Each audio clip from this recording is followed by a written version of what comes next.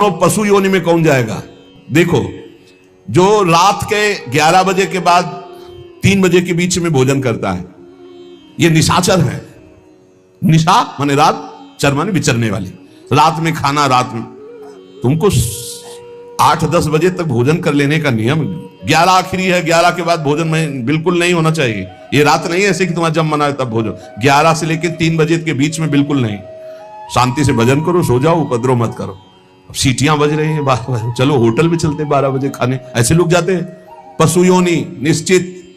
अपवित्र भोजन, दुर्गंध युक्त भोजन, अभक्ष भोजन, इनको पाने में जो आनंद मानता, रात के 11 से 3 के बीच में भोजन, जो रात में आहार ऐसा करता है उसको पशु योनि मिलती है।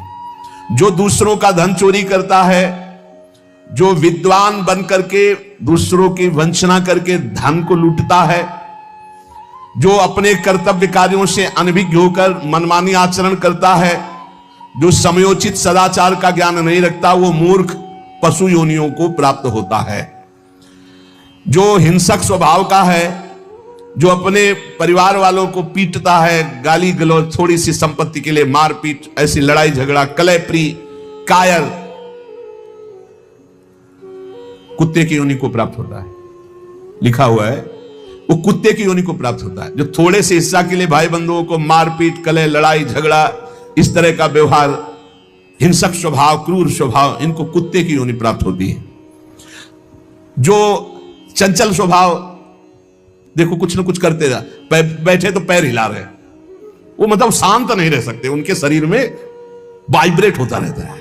वाइब्रेट जैसे मोबाइल नहीं झनझनाता रहे, वो झनझनाते रहे। सुन ले भाई, क्या बनोगे? और जो दूसरे के भोजन के लिए लालायित रहता है, कहां से निमंत्रण आ जाए, कैसे हो जाए, क्या व्यवस्था बन जाए, सुनो। और जब चलता है ना तो बेढंगे ढंग से चलता है, बेढंगे ढंग।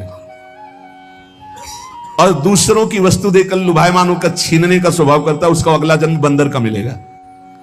जो वाणी से सदैव कटु बोलता है, कुटुंबियों से द्वेष करता है, लोगों की चुगली खाता है, उसे अगला जन्म सर्प योनि का मिलेगा। कुटुंबियों से द्वेष करता है, दूसरे की चुगली खाता है, उद्वेगजनक वचन, उद्वेग माने भारी क्लेश पहुंचाने वचन, दूसरे की निंदा करना, चुगली करना, तो विषधारी सर्प बनता है।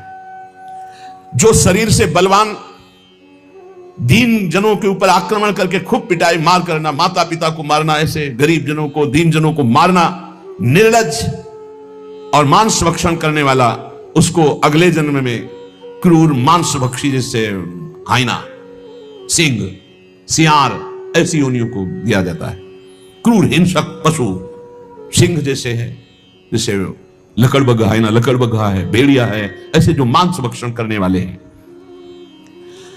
जिनकी आवाज दूसरों को सदैव दुख ही देती है। बोलने का मतलब है दुख ही देना। जो दूसरे को, अब जैसे जा रहे हैं, जंजीर खींचा, वैसे ऐसे वो गिर गए, उनके अंग भंग हो रहे, वो समझ रहे 30-40 हजार की सोने की चैन खींच ली तो हम ब्रह्मा बन जाएंगे। देखो उनको क्या बनना पड़ेगा।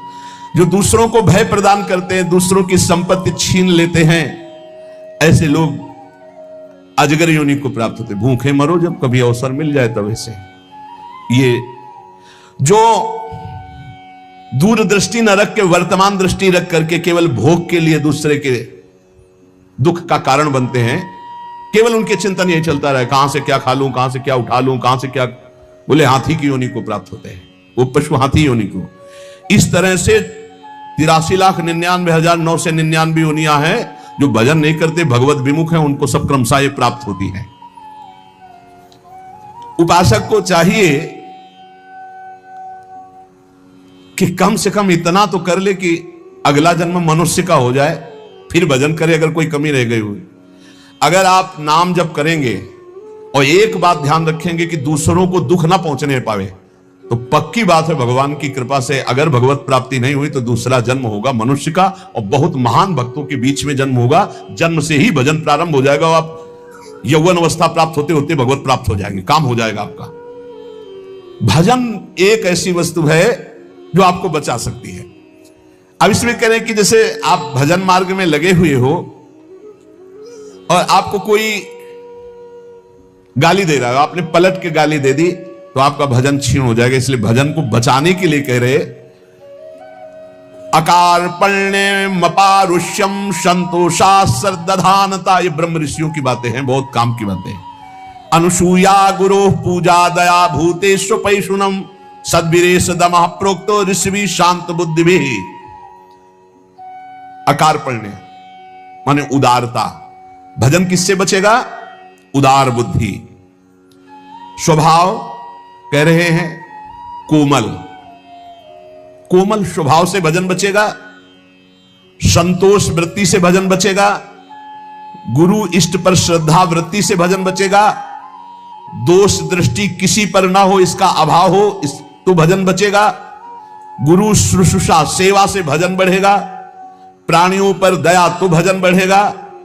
किसी की भी चुगली ना करना, संत और ऋषि मुनियों का संग करना, इससे भजन बढ़ता है, पचता है। भजन किससे नष्ट होता है? तो कह रहे हैं जब अवमाने न कुप्पेत सम्माने न प्रहस्यति सम दुखो सुखो धीरा प्रशांति इति कीर्त्यते। जब तुम्हारा अपमान हो और तुम उसका बदले में अपमान कर दो तो तुम्हारा भजन छीन हो जाएगा। और यदि अवमाने न कुप्पेत, अगर तुम्हारा अपमान हो रहा, तुमने क्रोध नहीं किया, तुम्हारा सम्मान हुआ, तुमने सम्मान स्वीकार नहीं किया, बचना भाई, इससे बचना, ये अगला जन्म नहीं होने देंगे। अगर ऐसा उदारता, कोमल स्वभाव, संतोष, श्रद्धा, दोष दृष्टि का अभाव, गुरु सेवा, प्राणियों पर दया, चुगली ना करना, निश्चित निश्चित अगला जन्म नहीं होगा।